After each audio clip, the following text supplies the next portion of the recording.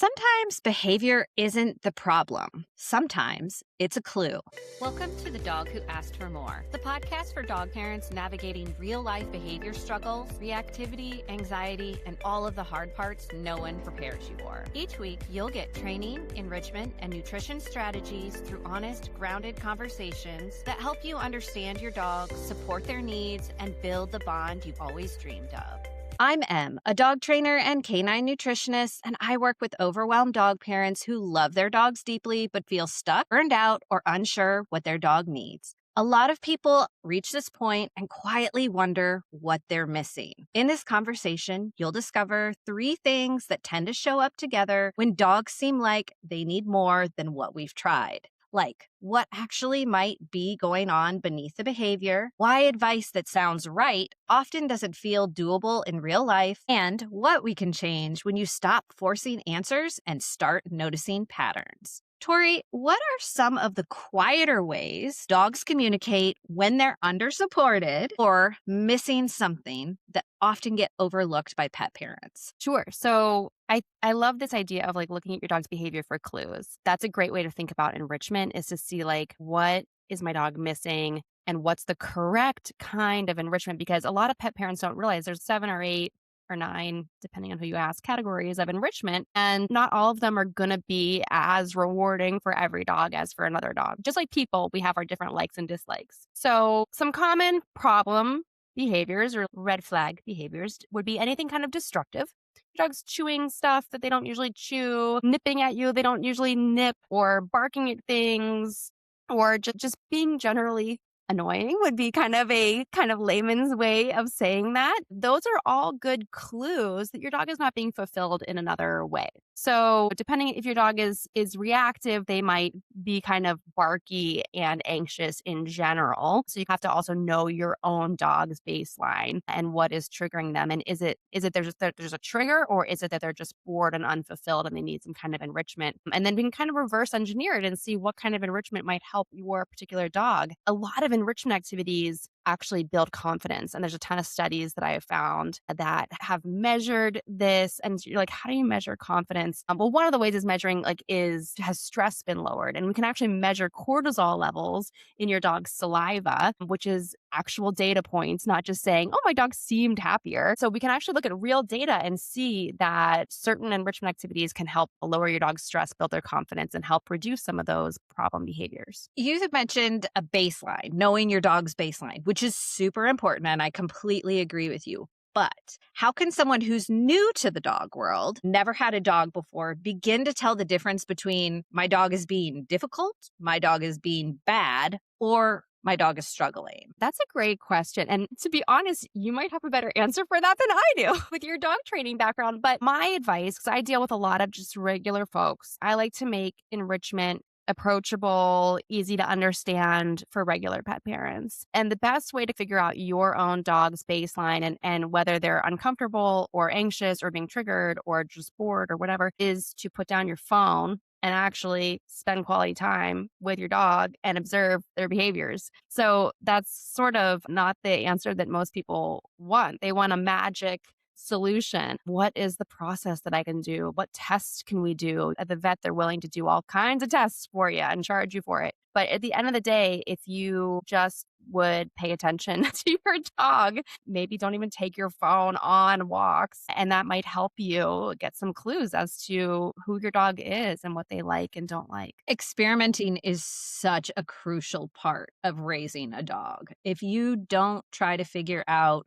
what kind of food your dog likes, how your dog likes to play. Something that I've learned recently about Fitz being in our new space is that he really likes to play tug. And I never knew that about him because we didn't have a space where we could play it safely before. And so it's been really cool he's going to be 8 years old here, and learn something totally new about him just because we're in a different space and we tried something new. So that doesn't even matter if your dog is 8 weeks old or 8 years old or 18 years old. You can always learn something new just by simply taking a breath, observing, and checking into being present versus turning the phone or the TV or whatever on and just kind of checking out like we do as humans. Right. And we want to do that. Sometimes I look at my phone when I'm out with my dog because we're not all perfect. We're human. We're not dogs. We're not perfect. But that's such a great example that made me jog my memory a little bit here is that my dog Bert had a very terrible problem behavior that was driven by anxiety where he not just countersurfed, but Bert would jump all the way up on my kitchen counters. And he's an 80-pound Labrador. And so this was right after I adopted him when they said he was 6 or 7. So let's say he was 6.5. And within that first year or two of having him, he was always jumping all the way up on my kitchen counters. And I asked so many dog trainers, what can I do? What can I do? And there was a lot of great advice, like put some food down on the floor, like show him that the great stuff happens on the floor. But he wasn't going on the counter to get food. So I had to observe this behavior for months to figure out really what the root cause of the problem was. And it was he wanted to be able to look out the window to see when I was coming home. Uh-huh. So I had to do a little bit of people training. So you got to meet your dog. But one of the enrichment activities that some dogs enjoy is looking out the window. For him, it was he wanted to see when I was coming home. Setting up a window perch is great for some dogs, terrible for other dogs. But for my particular dog, Bert, I put a bench in a different window that was not the kitchen counter. And I just trained myself instead of going out the back door, out the kitchen door, I went in and out of the front door. And this way, I got him to sit on the bench in the front window. As long as I went in and out of the front door, he would stay on that bench and he would stay off my kitchen counters. And this is a great example of enrichment and as a solution to a behavioral problem, as giving him this window perch to look out the window so he could not just see me, but also see other people and birds and other stuff that's going on outside. This is the second time that you mentioned it, time, because people do. They really want a solution and they want it to work now and they want it to work today and they want the problem to be over. But I like to tell people when I'm teaching anything, whether it's training, nutrition, or enrichment, I like to say dogs are not computers or phones. We can't just download an app and fix the problem. They learn like humans. It doesn't take you a day to learn algebra. It probably took you the course of years through schooling to learn algebra, just like history or any other topic that we study throughout our lives.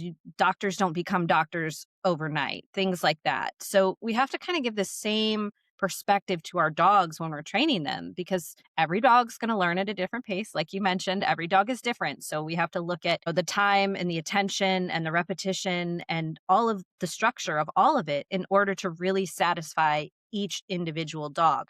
And yes, the dog you had before may have learned that in 3 days, and this dog might not learn it for 3 years. And I think that people need to be more open to that and less judgmental or worried about fitting their dog into that perfect category before actually worrying about the dog's mental and emotional stability. Right, right. And I think a lot of people probably said to me at the time, you need to train that dog to stay off the counter. And really, what I needed to do was do some detective work and figure out really why was he going on the counter. There was no food, there was nothing up there. And so once I figured out the reason, I could come up with a solution that fit into our lives. He didn't understand you can't go up on this counter. And so we had to just find another way that worked for our lives that got him to stop doing that. I think I say this in every episode, but curiosity is the key to everything. Just be a little bit more curious about what you're doing and look for solutions. Don't just expect it to be some straightforward, this is how we get there thing. Sometimes you have to go up and under and around 3 times before you figure something out. Yeah. And sometimes the best solution is right in front of your face. And this happens to me all the time. I'm always trying to make things more complicated than they need to be. And sometimes it's just like, go out the front door, Tori, and then Bert won't do that anymore. A lot of people feel like they're failing if they're not constantly doing more enrichment. Tell me what you think gets lost or misunderstood about enrichment culture. My gosh, I love this question. And it's like a direct quote from what I hear from people all the time. I was out for a drink with a friend of mine in the fall, and I was telling her about my new podcast. I said, I'm doing this whole new show all about dog enrichment. And she's like, oh my God, my dog needs so much enrichment. We have all these puzzles, we have all these snuffle mats. He just needs so much. And I didn't say anything because we were out to have fun, and I didn't want to be that dog person. But I was like, you might be doing enrichment wrong. Frankly, your dog doesn't need all these things. And if you are constantly saying, my dog needs to do a puzzle for every single meal, and they need to have a snuffle mat, and we need to do all these things, those are all great kinds of enrichment, but they're all similar. And if you do them over and over and over again, the repetition, not only does it not kind of give your dog continued climbing benefits, it doesn't even plateau. Actually, if you do the same exact stuff for too long, it actually becomes detrimental and negative to your dog because it's frustrating that they're having to do the same freaking thing over and over again. I found some great studies that showed that data that I shared in my podcast on one of the episodes. That's a common mistake in enrichment culture. And I love that that's even a thing. But I think people also think that food based activities and games and puzzles are the only type of enrichment. So I love that almost every dog parent knows what a Kong is or what a topple is or what a puzzle is. And more people are learning about lick mats and snuffle mats and all this great stuff. It's wonderful. But there is so much more to enrichment than just food-based things or food-based puzzles. And some of it is kind of not sexy and exciting. It could be listening to music or petting your dog, doing some physical massage is actually a great form of enrichment and bonding together with your dog, or taking them on a sniff walk. A lot of pet parents are learning about that, but sniff walks actually have different benefits than doing scent work training. They're kind of different things, apples and oranges, really. I wish that people would just look at the wide variety of things they could be doing with their dogs instead of doing the same things over and over again. Variety is the spice of life. A lot of people comment on this, and this is one of my favorite topics when we talk about nutrition. I wouldn't want to eat the same thing every single day. I would be so bored. I wouldn't have an appetite. I'd probably definitely become a very picky eater, and I would choose to maybe not eat a few meals because of that. So changing things up. I feel like all I ever see on Instagram is lick mats, lick mats, lick mats, lick mats. It's like we kind of got stuck somewhere in that. And lick mats are great, but like you said, every single time, it's like giving them the same meal, the same activity, and the same walk every single day. How boring is that? We like to do different things. I imagine our dogs want to do different things too. On the flip side of that, I think that there are other people that maybe do too much. They try to do too many things. So how can somebody shift from one end of each of the spectrum to I need to do all the things, or I'm not doing enough things, or I'm doing the same things, to a more realistic dog-centered approach? Well, so realistically, dogs like to sleep 18 hours a day. I think a lot of people don't realize that. And dogs need a lot of downtime, and just evolutionarily they like to sleep and rest. And then when they're active and searching for their food or playing, those are their active times of the day, but that's not the majority of the day. That's what I would tell both sides of those groups of people for starters. So you don't need to pack the day with a million enrichment activities. Like you said, variety really is the key when it comes to enrichment. So what I like to do, and I have some resources for this in my mental enrichment activity pack, is to come up with a enrichment schedule. And so if you write up a little schedule and you see it in writing, you can see for yourself, oh, that's too much. We don't have to have this many things happening every single day. And on the flip side, if you look at it and you're like, I have nothing planned for my dog for the next 3 days, then it might enlighten you to see we should do something. I got to go to Home Depot. Maybe I'll take them to Home Depot with me on this day. And that checks a lot of boxes. Maybe 2 days from now, oh, I'm going to be gone in the evening. So I'll prepare some kind of frozen enrichment food thing for them, so that you're getting a variety of outdoor, environmental, and physical and social enrichment, and also some of this food-based or cognitive or even passive enrichment. This is something that I wish more people would think about. And I think it's so overlooked because it's not exciting, but just changing your dog's view, even in the house, doesn't have to be sitting and looking out the window, but move some things around. Get a different colored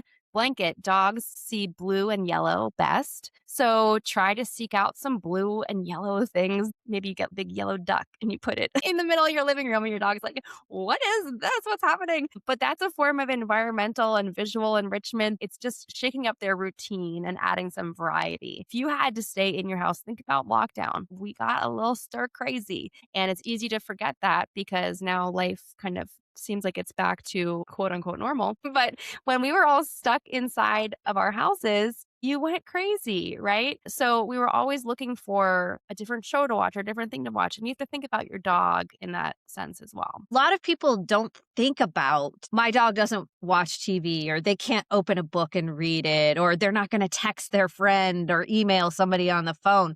Your dog is literally living inside of their head all of the time. And as humans, we don't do that very well. It takes a lot of emotional and mental health work on ourselves in order for us to be able to sit quietly with our own thoughts. But dogs do that all the time. So make sure that you're giving your dog something fun to look forward to or engage with throughout the day so that they don't get into that sad, icky place that we go to when we don't have interaction of some kind. Yeah. One of my favorite studies that I talk about on the sound enrichment episode of my show is a study that was done with shelter dogs and playing different genres of music and then also playing no music. And so this has been seen in shelters all over the country where if they play classical music or reggae or some sort of soft rock, and the key here, you can search on Spotify for 50 to 60 beats per minute or 50 to 60 BPM is what it's called. And that is proven to scientifically to be the most calming tempo of music for dogs. Not every single day, but a couple times a week. Because again, if I were to do this every single day, it would be too much. But a couple times a week when I'm out of the house, I will leave on music. Or there's actually a dog podcast on Spotify called My Dog's Favorite Podcast that's really good. And I'll leave these things on for my dog Bert just kind of in the background. And these studies showed in shelter dogs, which is a little bit different than our dogs at home. Unfortunately, there's not a ton of scientific studies on dogs in homes because there's just so many variables. In the shelter, they have sort of a captive audience and they can control the environment a little bit. So most studies are done in that kind of a setting. And so for these shelter dogs, when no music was playing, the dogs were often pacing around. They would measure their cortisol levels in their saliva. They had more stress going on. And then when they would play the calming classical or reggae or soft rock music, there would be a lot more resting of the dogs, laying down, less pacing, less barking. And I was talking to Lisa Spector. She has an album called Dogs Gone Calm. She's actually a pianist who records music for dogs. And she told me a story. She was talking to a director of an animal shelter, and he called her on the phone and said, "This is the first phone call I've ever been able to make from inside the shelter because we're playing your music right now. And it's never been this quiet in the shelter ever before. I had to go outside to make phone calls before." So it really has been proven and shown to help the dogs relax. And I think that's an example of passive enrichment that can help your dog just feel calmer and less stressed and therefore more confident and more contented that I think a lot of people are missing out on. Okay, well, I just learned something that's phenomenal because I always have played music, white noise, dog happy sounds, whatever they have on YouTube. Mhm. But I also have used binaural beats before, which also really, really work and help my dog go to sleep. But I didn't know this 50 to 60 beats per minute thing. So when I leave the house, I always like to leave something different playing for Fitz because he has to be in his kennel because he's wild and he'll just be crazy if I leave him out. So I have to put him in his kennel. He gets an enrichment activity, he gets a chew, and then he gets his music. And then usually he just sleeps the whole time. I really like having this information because now I can give him something different to listen to, but Yes. also it gives me a new way to see how he's settling, especially in the new environment, because there's been some stress with me leaving because we're in a new environment. So this will be something really fun for me to test out, and I'll have to share the results with you later. There's a lot of good music that is 50 to 60 beats per minute that you might enjoy too. So, like, if you're listening to it together, you can also share the benefits as well. Well, we will definitely be trying that. For somebody who feels overwhelmed, burned out, or maybe has a dog that can't access the outside world easily because of reactivity, fear, things like that, Give some meaningful enrichment idea. As you just fling a ball behind you. That was really smooth. This is my life. This is my life. I like the delivery on that. When it comes to doing enrichment at home with your dog or enrichment out in the world, really what it comes down to is doing it together. So, another myth that I hear a lot about the enrichment culture is that you give your dog XYZ thing to get them to leave you alone. And I think that it's a real missed opportunity. Again, I think people are missing out on one of the biggest benefits of enrichment, which is deepening your bond that you share with your dog. So doing games together. One of the games that I like to do with my dog Bert, he's older. When this show comes out, he'll be 14. I love this game because it's very mobility friendly, but it's basically you get three bowls or three cups and you hide a treat under one and you're swirling them around like three-card Monty. And I do this with Bert. We actually have these little cones. I think they're for fitness, like that you would like run to like the different cones and tap them or something. They're open on the top. And so for him, he has got an amazing nose. But if you have a dog that's a beginner at this activity, it's really great because they can't see it because it's underneath the cone, but it has a hole in the top. So they could really smell which cone has the treat under it. And Bert can actually do it laying down on the carpet. And that's usually what I do because otherwise he would be all up in my business. So I have him lay down on the rug and then I'm on the wood floor right in front of him. And I move these cones around and we do 6 or 7 rounds. I just grab a handful of treats. I do one treat at a time. And we just do that. It's like 5 minutes that we spend doing this, maybe 10 minutes, but it's really like a 5 minute activity. And we have so much fun. I laugh so hard. He's just so hilarious. I want to take a video of it every time because I just find it so adorable when he's doing it. And he loves it because he loves getting treats. So little things like that. You don't have to be going on some crazy adventure or some crazy outing. And, a lot of times we see on social media people inventing really complicated puzzles and games and things like that. And you don't have to do all that. I'm a big proponent of telling people 5 minutes here and there.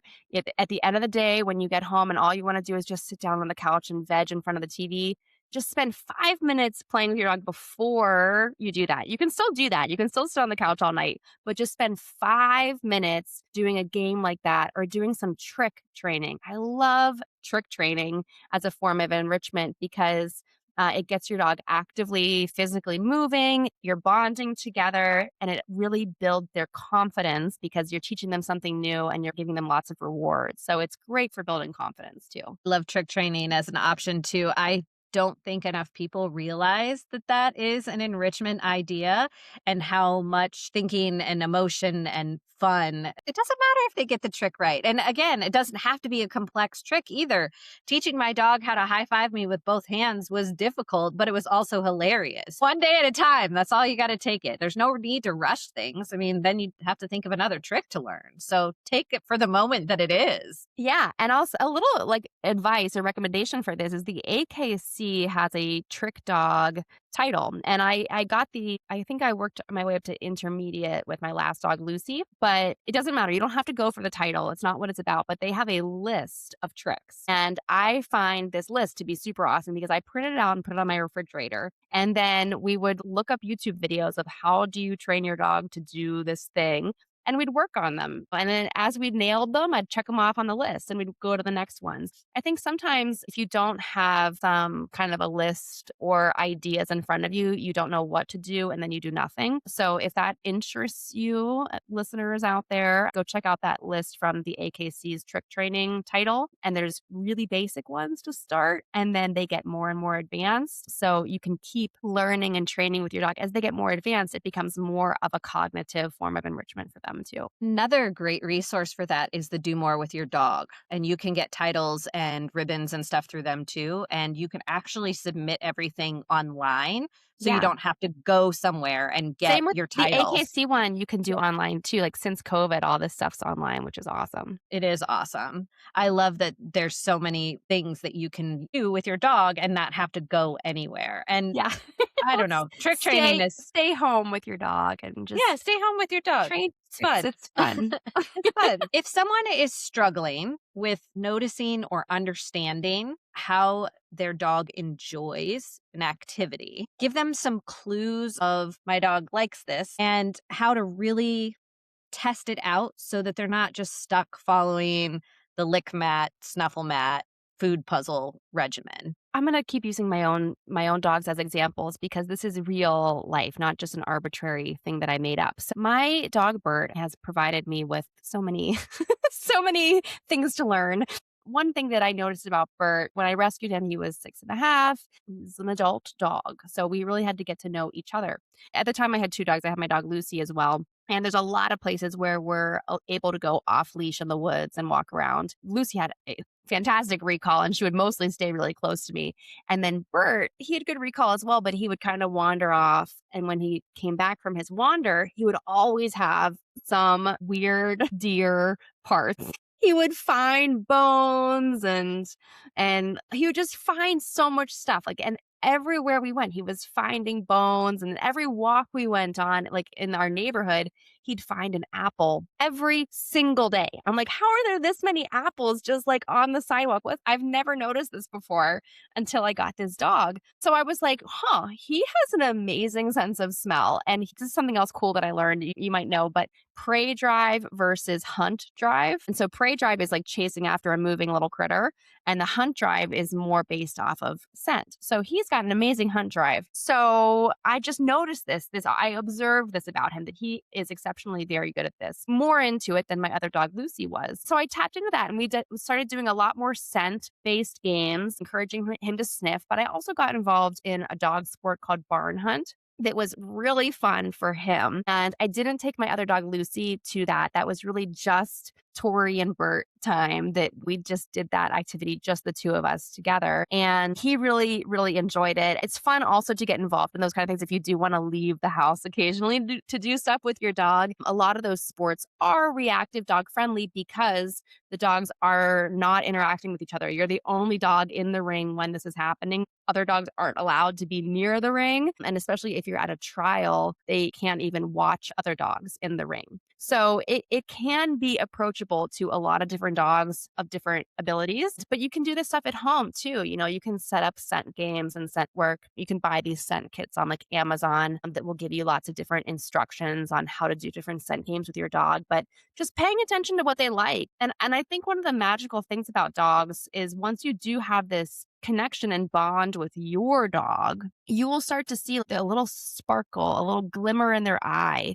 when they're really having a good time and doing something that they like. And it's just something that you can't bottle up and you can't take a picture of it. And it's just a moment that you have to experience together. So you just kind of have to try a whole bunch of things and just see when you see that spark in their eye. Yeah, I absolutely agree. But don't misinterpret that sparkle in their eye for overstimulation because I learned that one the hard way. Well, I think overstimulation eye is a little bit different. That's a little bit more like crazy eyes. Yes. But if you don't know that, I learned that the hard way. So make sure you know the difference between a sparkle in the eye and your dog's eyes popping out of their head like a crazy person.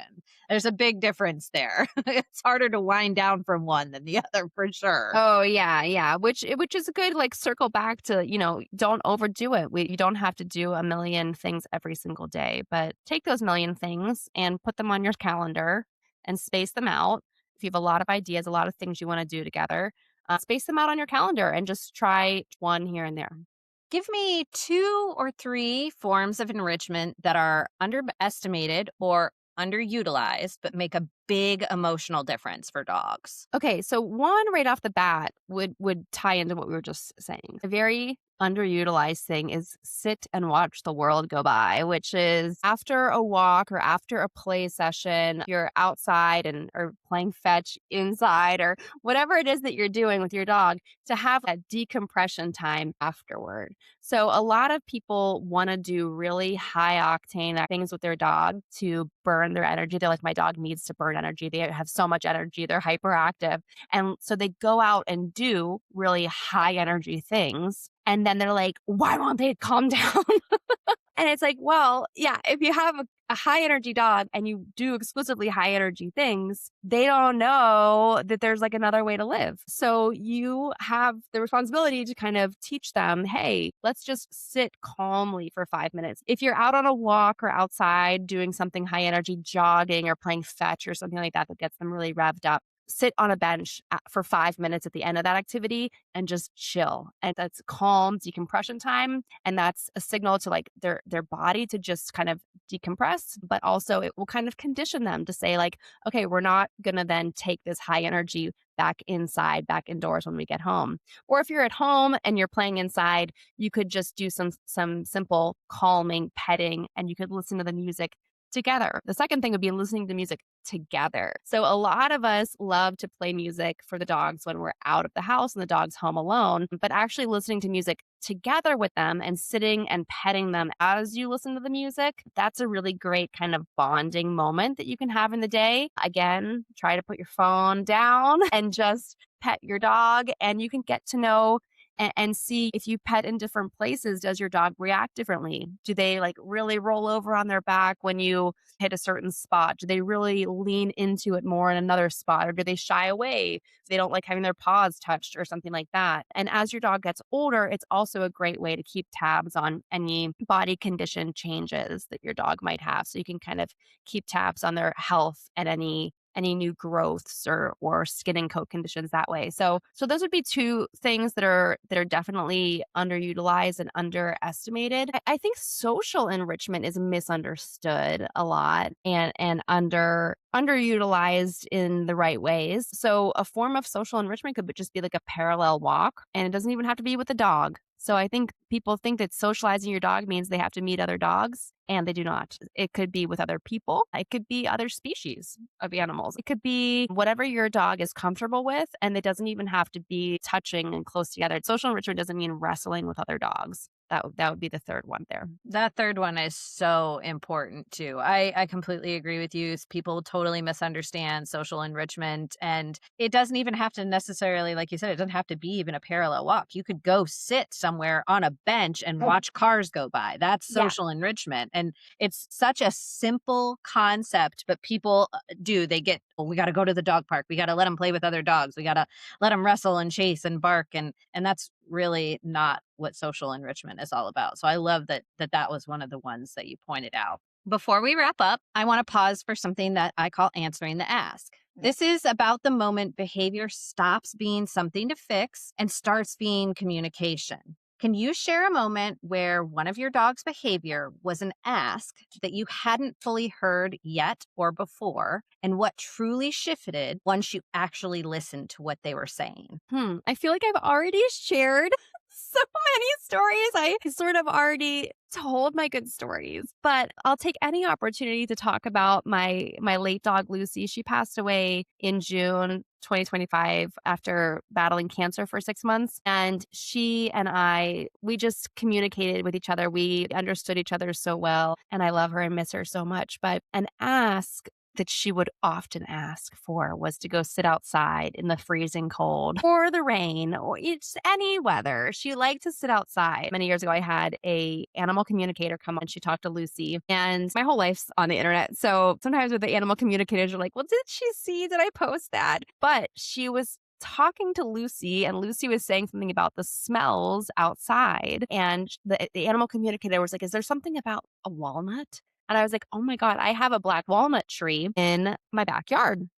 And I don't know if you're familiar, but black walnut trees are very distinctive. They drop these giant husks down, these balls down, like thousands of them drop in my yard. And different times of year, they actually have a smell that's distinctive that even like you and I could smell. But my dog Lucy, evidently, she has a much better sense of smell than we do. And she loved to go outside and just observe the different smells. Like every season, that tree had a different smell. And she loved sitting outside, regardless of the weather. If it was 10 degrees, she'd be like begging to go sit outside in the blizzard. And she just really enjoyed it. She liked being cold. I think it felt good on her body. And so I would often give in to that ask and let her go sit out there for a while. But then I'd always have to bring her back in if it was really cold or pouring down rain or something like that. It was a protected porch. So she wasn't like all out in the elements, but she just loved being out there. And it just was rewarding to be able to, like, if that's all you want, I can open the door and let you go out there if that's going to make you happy. But then talking to the animal communicator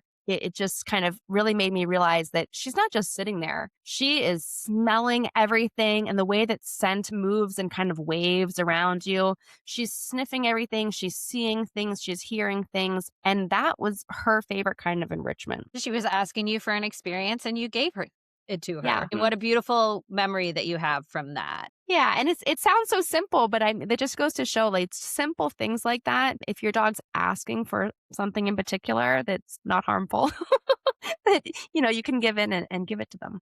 For someone listening who might be realizing that their dog needs more, but feels overwhelmed or unsure where to start, what's one thing you'd want them to begin noticing or trying this week? Well, I would say one thing you could do this week is to feed your dog one meal this week in a way that they've never eaten before. So if you've never done scatter feeding and you have a format of food, like if you have kibble, that's the easiest thing to do with scatter feeding. If you feed your dog raw, try to feed them on a platter instead of a slow feeder bowl. See just how you could kind of shake it up a little bit. And it's not just how you feed it, but what you feed your dog as well. So try maybe giving them a little scrambled egg or a little cut up strawberry or a little piece of cucumber. My dog Bert loves apples. As I mentioned, he also loves broccoli. Those are like his favorite foods. And sticking up their meal time is the easiest way to tap into enrichment because your dog eats every single day. So if you can make one meal different in some way, shape, or form, how you feed them or what you feed them, that is going to give your dog a lot of enrichment right off the bat. Love it. My favorite thing is to combine nutrition and enrichment. It's such an easy way to do it. And again, like you said, not everything has to be food based, but there are some really fun things that you can do with food because of texture. Yes. Tori, thank you so much for being here today. What would you like to leave the person listening?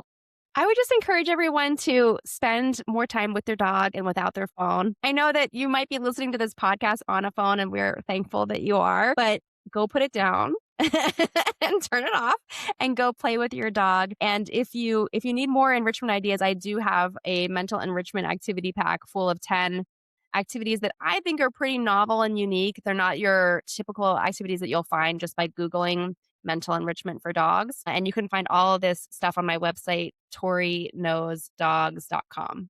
Today, we talked about what it really means when a dog needs more. Not pressure, not perfection, but more understanding, more noticing, and more space to meet the dog in front of us. We explored how a behavior can be a clue, how listening can change everything, and how enrichment doesn't have to be complicated to be meaningful. So be kind, spread joy, and remember, your dog doesn't need you to get it perfect. They need you to keep listening. Thank you for listening to The Dog Who Asked for More. If you've ever felt unsure about what your dog is communicating, you are not alone. Most of us were never taught how to read dog body language clearly. I made a short, free quiz called How Well Do You Actually Understand Dog Body Language to help you spot the signals you might be missing and better understand your dog's behavior. You can find the link in the episode description. New episodes drop every Monday, Wednesday, and Friday. I'll see you next time.